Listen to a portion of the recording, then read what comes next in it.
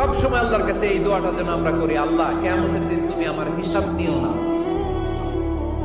আল্লাহ তুমি আমার বিচার বসিও না, আল্লাহ তুমি দয়া করে আমারে মাফ করে দিও।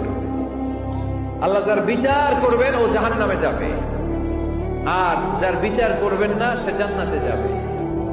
আল্লাহ যদি বিচার করে আর পাই টু পাই হিসাব নেয়, নামাজ পড়লি না কেন, রোজা রাখলি না কেন, মিথ্যা বললি কেন, খাদ্যে ভেজাল দিলি কেন, মাছে ফরমালিন দিলি কেন, যৌতুক খাইলি কেন, ঘুষ খাইলি কেন, উল্টাপাল্টা করলি কেন, জিনা করলি কেন, একটার পর একটা প্রশ্ন বানে যদি সেই ভয়ঙ্কর দিনে আল্লাহ আমাদেরকে জর্জরিত করে, আমাদের কোনো উত্তর আছে?